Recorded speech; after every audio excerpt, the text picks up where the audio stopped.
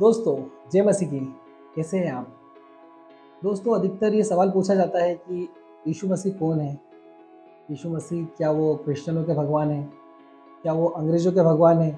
क्या वो किसी और देश के हैं? यीशु मसीह के बारे में कई सारी भ्रांतियाँ और कई सारी बातें, कई सारे ऐसे-ऐसे सवाल उठते हैं जो हमें सोचने पर विवश कर देते हैं कि यीशु मसीह आखिर है कौन?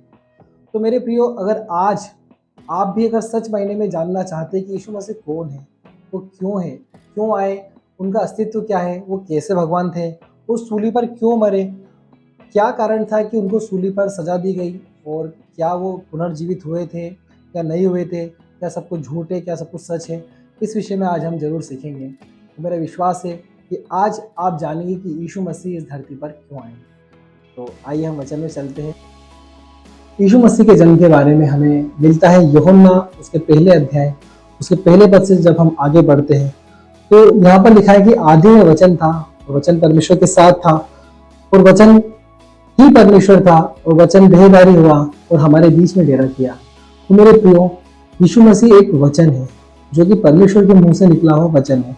ये जो पुस्तक है, ये जो बाइबल है, ये भी वचनों की किताब है जो परमेश्वर ने हमसे कहे हैं।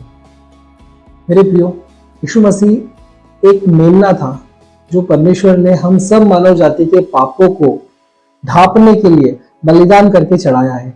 आप इस तरह से जान सकते हैं कि यदि हम देखते हैं कि कई देवी देवताओं को, कुल के देवताओं को बलि चढ़ती है, बकरे की बलि, कोई पशु की बलि, अन्य किसी जानवर की बलि, उस बलि का जो खून है वो उस मूर्ति पर छिड़का जाता है ताकि इस मूर्ति के लहू से, इस लहू से आपके सामने हमने ये आहुति दी है, हमारे पापों को क्षमा करे, हमारे बदले इसका लहू आप ग्रहण करें और हमारे पापों को क्षमा करें। ये प्रथाएं कई सारे समाज में, कई सारे धर्मों में देखी जाती है।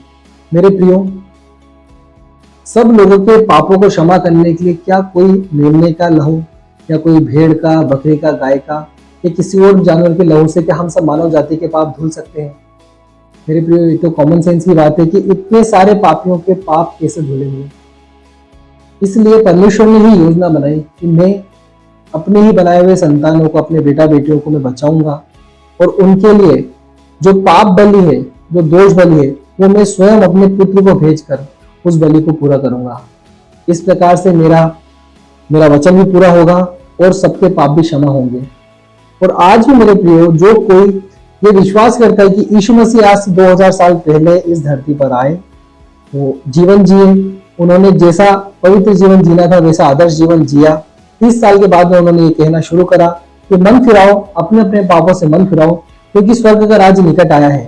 और यीशु मसीह ने उस मन फिराओ के संदेश के द्वारा हम सबको ये शिक्षा दी कि हम लोग पाप न करें परंतु परमेश्वर के पास में आ जाए, क्योंकि स्वर्ग का राज्य स्वयं निकट आ गया है। परमेश्वर खुद हमारे पास में आ गए। मेरे प्रियो, तो आज भी इतने साल बाद भी यदि आप यीशु मसीह की क्रूस की मृत्यु पर, उसके आने पर, उसके मारे जाने पर, उसके गाड़े जाने पर और उसके मुर्दों में से तीसरे दिन जी उठने पर विश्वास करते हैं, और आप ये विश्वास करते कि हाँ, यीशु मसीह मेरा उद्धार करता है, उसने मेरे सारे पापों को ले लिया है, परमेश्वर के सामने पाप बलि होकर वो चढ़ाया गया, उसका लहू जो बहा उससे मेरे सारे पाप, मेरे पूरे कुल के पाप भी क्षमा हो गए।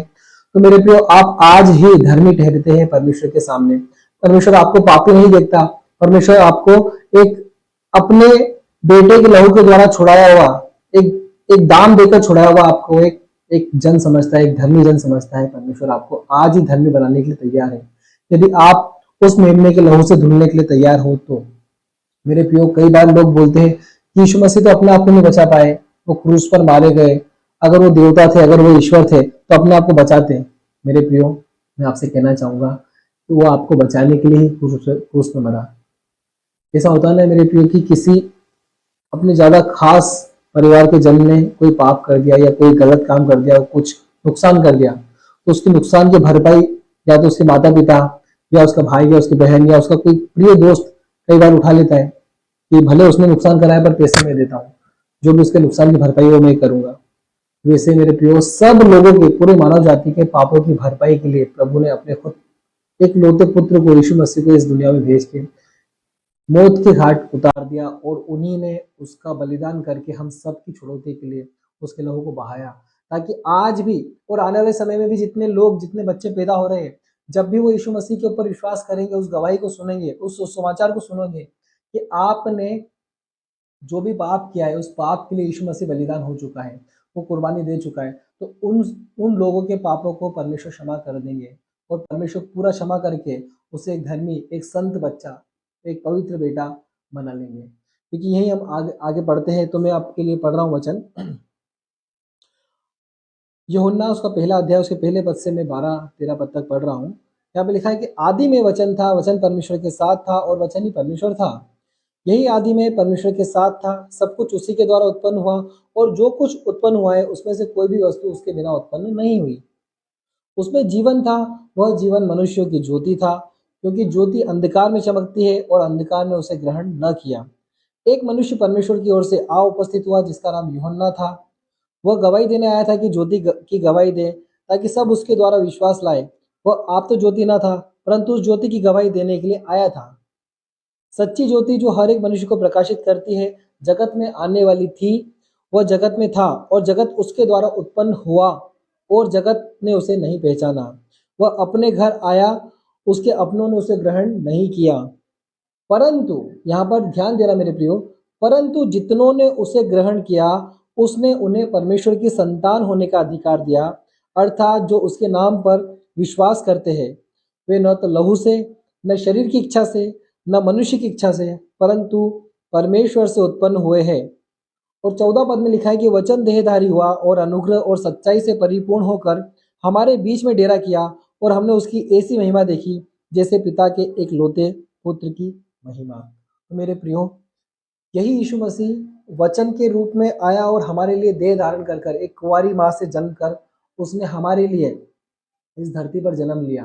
वो पाप के संबंध से नहीं आया मेरे प्रियो, वो एक कुंवारी कुंवारी स्त्री जो कि मरियम थी, उसके गर्भ में बीज के द्वारा, जो परमेश्वर ने खुद पवित्र आत्मा के द्वारा उसके पेट में डाला, उस बीज के द्वारा उत्पन्न हुआ। और इस धर्मी तरीके से वो इस संसार में आकर एक धर्मी जीवन जीकर, वो गाली के बदले किसी को गाली नहीं देते थे, वो अपने हानि के बदले किसी की हानि नहीं करते थे। उन्होंने वो सब काम किए जो हमको एक आदर्श जीवन में हमको करना चाहिए मेरे प्रियो। एक अच्छा इंसान होने के नाते हमको जो जो काम करना चाहिए वो सब यीशु मसीह ने किया मेरे प्रियो। वो किसी को मारने, प्रताड़ित करने, किसी को दंड देने नहीं आया था, वो सबको बचाने आया था। वो सबसे विशेषकर पापियों को बचाने आया था। दोस्तों, धर्मियों के लिए तो सब कुछ है, धर्मियों के लिए तो सब है, पर यीशु मसीह ने कहा कि जो बीमार है उनको वेद की आवश्यकता है, जो भले चंगे उनको क्या आवश्यकता होगी।